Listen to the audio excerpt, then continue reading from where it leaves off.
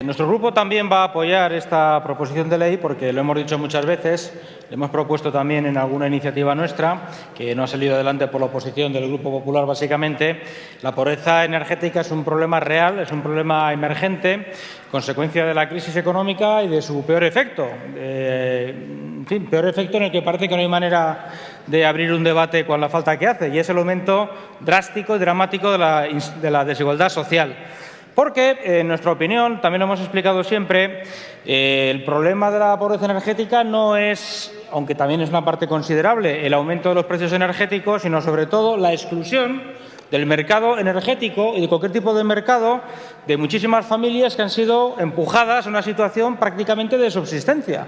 En fin, el aumento de la pobreza, que se ha dicho aquí, está respaldado por muchos estudios de ONGs prestigiosas, y no hace falta que lo repita, pero está ahí. Entonces, no se trata de una cuestión meramente de mercado. Esto no se arregla simplemente, al menos al corto plazo, pues con determinadas medidas que se puedan aprobar o que podamos tratar para hacer que el mercado energético sea de otra manera. No, estamos hablando de una parte muy considerable de la sociedad que se ha visto la situación verdaderamente impensable hace no tantos años, de que no pueden acceder a bienes y servicios que son esenciales para una vida civilizada.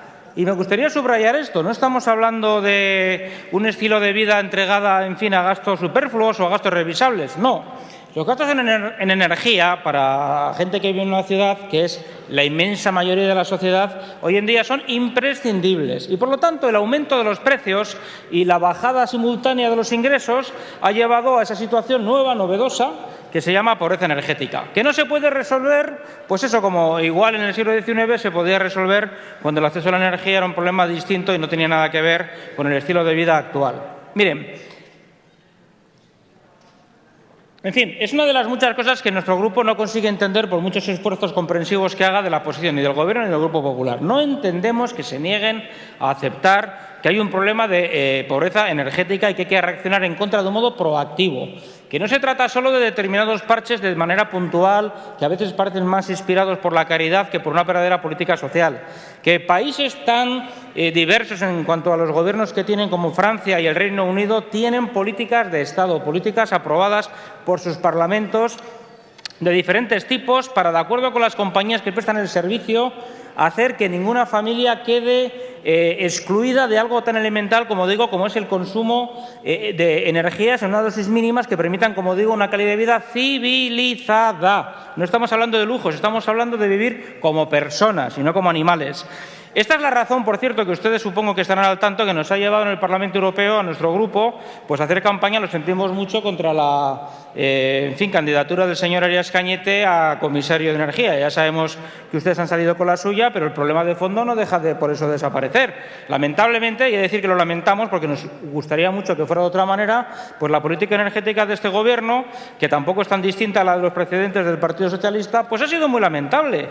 Y uno de sus aspectos más lamentables es la incapacidad para querer comprender que no es posible hacer frente a problemas emergentes, consecuencia de la crisis, como una tremenda desigualdad social, haciéndose los locos y poniéndose de perfil y como que aquí no pasa nada. Pasa mucho, es muy grave lo que está pasando y además lo único que hace es alentar la demagogia y las reacciones antisistema, cosa que quizás les dé igual porque tengo la profunda impresión de que ustedes también las alientan. Pero, en fin, dejando esto de lado.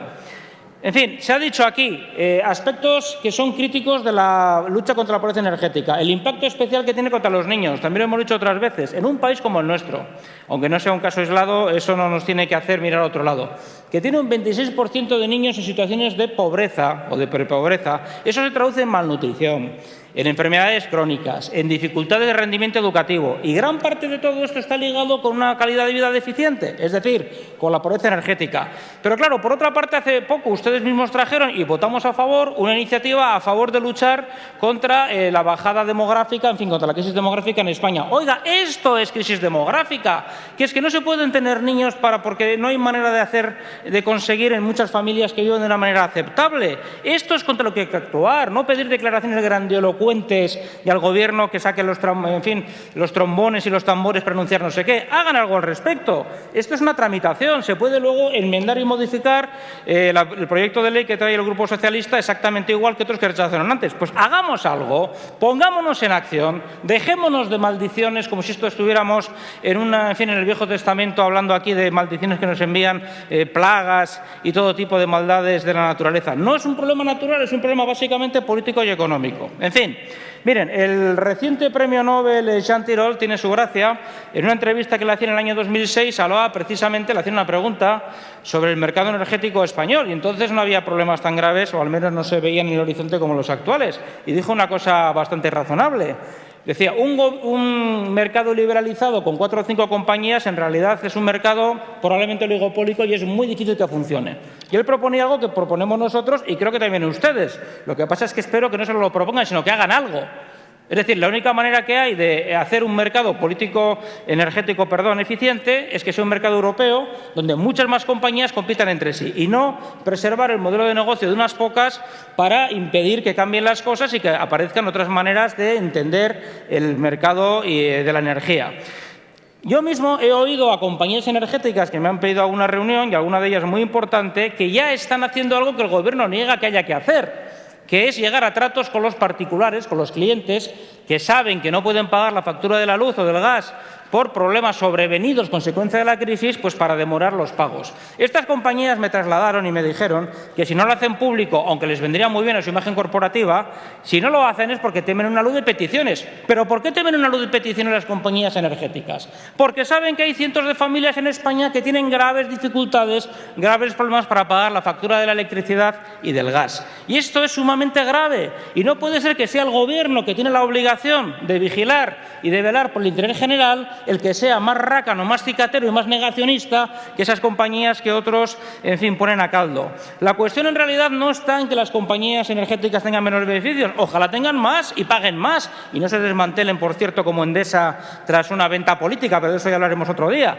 El asunto está en que eso que pagan las compañías se pueda convertir en una redistribución por parte del Estado, que para eso existe, para que no haya desigualdad social, para que haya igualdad de oportunidades y para que no haya gente que pague el pato y todos los patos, como está ocurriendo en la actualidad. En fin, por lo tanto, vamos a apoyar, como decía, la tramitación de esta proposición de ley y, desde luego, insisto, nos parecería incomprensible que votaran en contra, siendo una tramitación que permite negociar, dialogar y enmendar lo que haga falta de enmendar. A veces parece que ustedes solo quieren dialogar y enmendar con los que quieren destrozar el Estado y con los demás nada. Gracias.